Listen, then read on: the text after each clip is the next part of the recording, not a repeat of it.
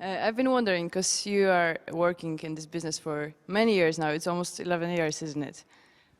Something like that. I think the first show was, 98 or something. Many years Been a ago. while, yeah. Where do you get your inspiration from? Because I know that you can have some ideas on the first album. The time, slowly passes, and then you have ideas for the second album. But then, where do you get your inspiration from? Well, through experience, through traveling, through conversations with different people, we're never too old to learn. So every day we learn something new. We meet new people, we see new places, we make new experience, and we can put everything in music, So, sometimes even if you're not inspired, you can write about that you're not inspired.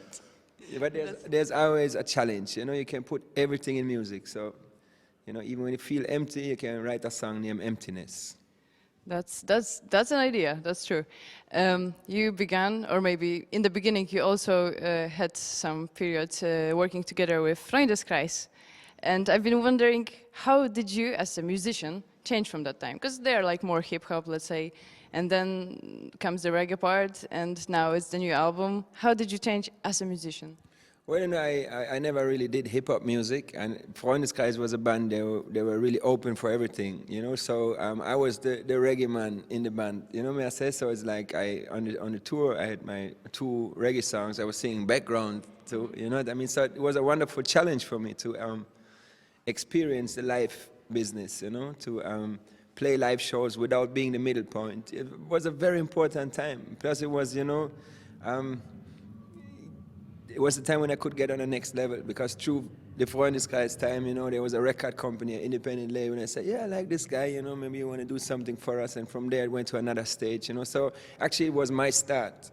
Yeah. You started with them, then they split it up, right? Freundeskreis, it's not that famous anymore. How do you feel? You began with them, and then there is a career of Max Herr, for instance, but still, you're the man.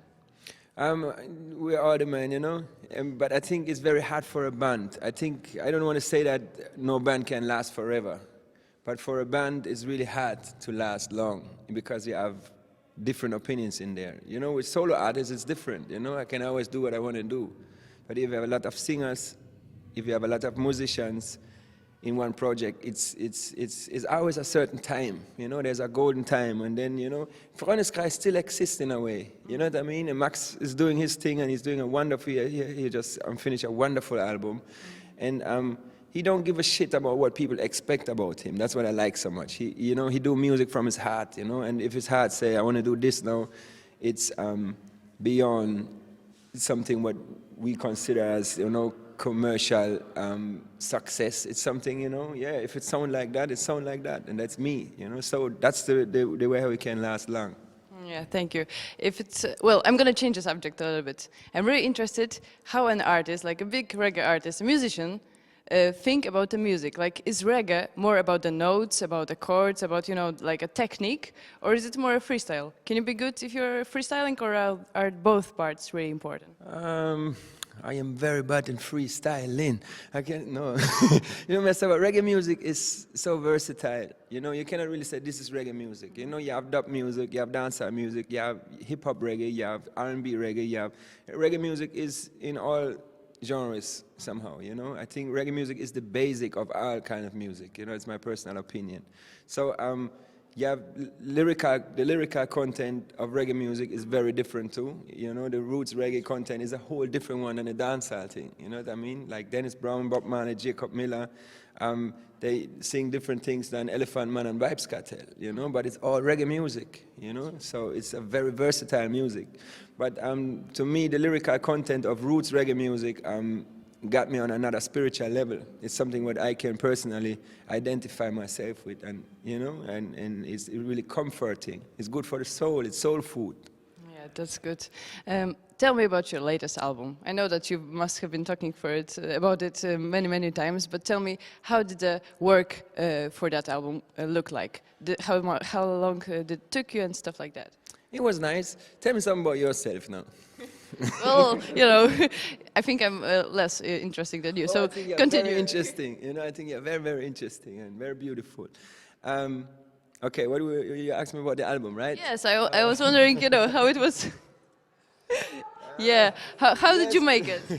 Well, I went to Jamaica. I spent like 4 months in Jamaica, in Kingston.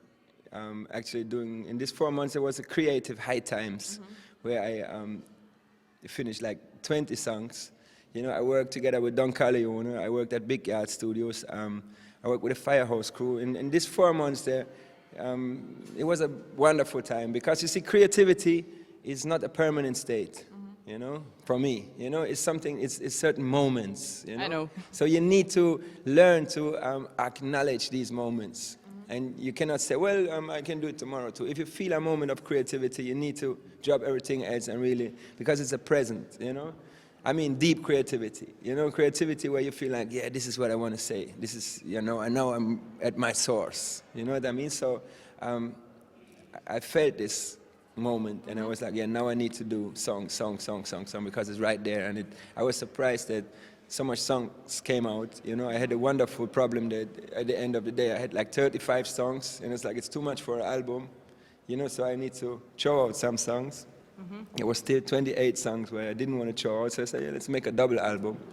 I work with different producers together. I spend time in different studios. I also recorded in my own studio. I finished my studio in Cologne, which is a Nice. it's a very nice thing when you wake up in the morning and you have an idea, you can manifest it right away. So, I've been traveling between Kingston and Cologne.